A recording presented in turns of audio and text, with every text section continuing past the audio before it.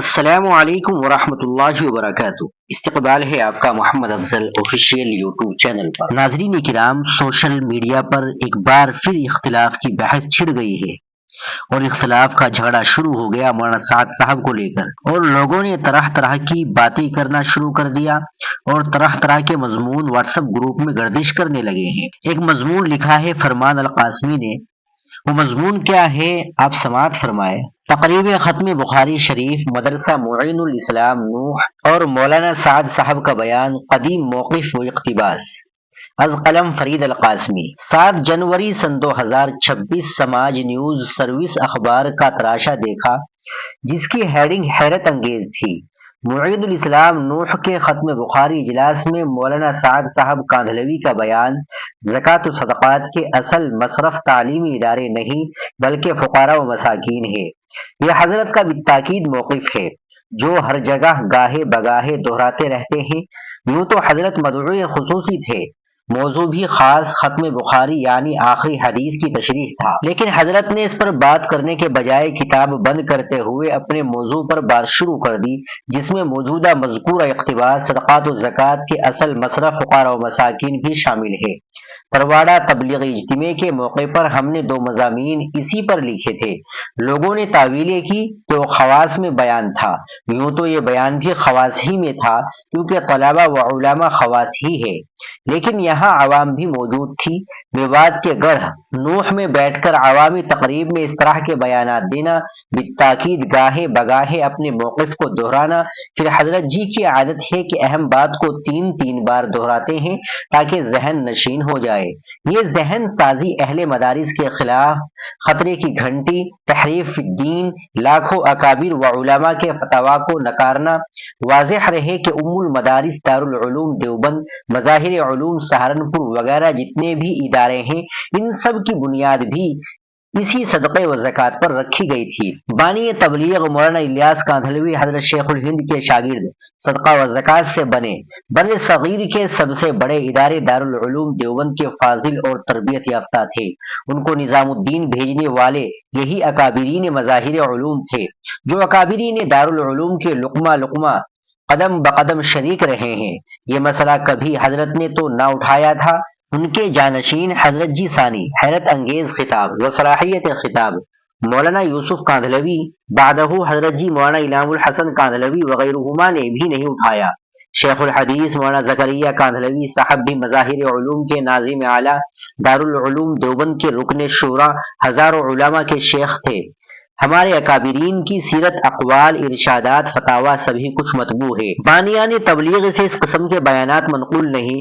آخر کیا وجہ ہے کہ حضرت مولانا سعد صاحب کاندھلوی ہر سال ہمہ وقت اس قسم کے شوشے اقتباسات چھوڑتے جاتے ہیں؟ ختم بخاری کے خاص موضوع پر کلام کرتے، لیکن متعدد مسائل، موبائل، آلات جدیدہ، نشر و اشاعت سے خدمت دین وغیرہ مسئلوں پر گزشتہ موقف مختلف تعبیرات کے ساتھ 3 بار دہرائے کیوں؟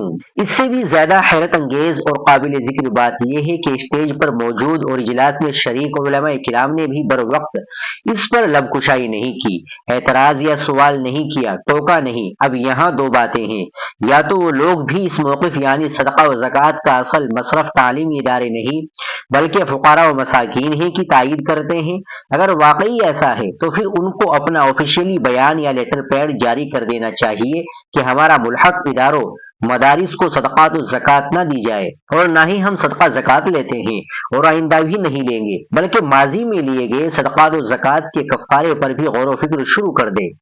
میواتی عوام و خواص بھی حضرت جی کے بیان پر عمل کرتے ہوئے ان مدارس کو اپنی صدقات و زکوٰۃ نہ دے، کیونکہ وہ اصلی مصرف پر لگتی نہیں، بلکہ بقول حضرت جی مولانا سعد صاحب فقراء و مساکین پر خرچ کرے، یہی آپ کے صدقات و عطیات اور زکوٰۃ کے اصل مصرف ہے۔ دوسری بات، حضرت جی کا ہر سال ہر اجلاس و موقع پر دہرایا جانے والا یہ موقف جو نیوز و عالمی خبر بن چکا، اگر غلط ہے تو پھر آپ لوگوں نے برموقع اس کی تردید کیوں نہ کی؟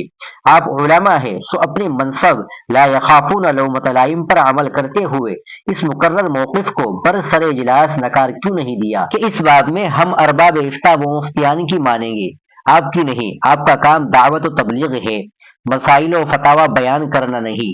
یہ جن کا کام ہے خدا را انہی کو کرنے دے۔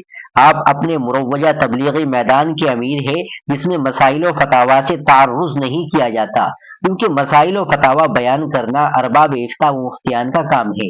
یوں بھی ہمارے اکابر علماء بالخصوص حضرت تھانوی رحمۃ اللہ علیہ عوامی مجمع میں مسائل بیان کرنے سے سختی سے منع کرتے تھے۔ آپ سے قبل اکابری ثلاثہ بلکہ جملہ اکابرین تبلیغ کا بھی اس پر عمل رہا تھا، پھر آپ اس پر عمل کیوں نہیں کرتے؟ بہرکیف آج یقین کامل ہو چکا، اگرچہ یقین پہلے بھی تھا کہ دارالعلوم دیوبند کا سن 2018 کا مولانا سعد صاحب کاندھلوی کے بارے میں موقف صحیح، اٹل اور درست تھا کہ مولانا سعد صاحب ابھی بھی اپنے قدیم عمل پر گامزن ہے، دہراتے ہی نہیں بلکہ تین بار کہہ کے ذہن نشین کراتے اور ذہن سازی کرتے ہیں۔ پھر حضرت الاستاذ و شیخ حضرت مفتی ابو القاسم نعمانی محتمم و شیخ الحدیث دارالعلوم دیوبند کا ابھی تک یہی فرمانا مولانا سعد صاحب اپنے بیانات پر قائم ہے، بلکہ تحریف، گستاخیہ، تعبیرات کی فحش غلطیاں مزید روا ہو گئی، 100% درست ہے۔ مولانا کاندھلوی کو ایسے بیانات بلکہ مسائل فقہیہ کے بیان کرنے سے گریز ہی کرنا چاہیے۔ علماء میوات بھی اپنے گریبان میں جھانکے کہ ہمارے اکابرین میوات بھی ایسے مسائل پر مجتمع ہو کر مرکز نظام الدین پہنچ جایا کرتے تھے کہ یہ غلط ہے، رجوع کیجیے۔ مجھے شیخ الحدیث مولانا اسحاق صاحب اٹاوڑی، مولانا قاسم شیر پنجاب، مولانا قاسم سابق محتمم مبانی میل کھیڑلا جیسے 10 علماء میوات کے واقعات یاد آ رہے ہیں جنہوں نے مرکز جا کر کہا یہ بیان غلط ہے، رجوع کیجیے۔ پھر مولانا سعد صاحب نے رجوع کیا تو اکابرین میوات بولے بات مجمع میں اور رجوع حجرے میں یہ نہیں چلے گا۔ آج بھی ان کے جانشین اولاد و احفاد کو اپنے اکابر و اسلاف کے نقش قدم پر چلتے ہوئے دین متین کی حفاظت و صیانت کے لیے کھڑا ہونا چاہیے، بصورت دیگر ہم سم بکم عمی فہم لا یعقلون کے مصداق ٹھہریں گے۔ ناظرین کرام، فرمان القاسمی کا یہ مضمون آپ نے مکمل سماعت فرما لیا ہے۔ آپ اس کے بارے میں کیا رائے رکھتے ہیں کمنٹ باکس میں ضرور بتائیے، اور ویڈیو کو لائک اور شیئر بھی ضرور کر دیجیے گا۔ آپ ہمارے چینل پر نئے ہو تو چینل کو بھی ضرور سبسکرائب کر لیجیے گا۔ السلام علیکم ورحمۃ اللہ۔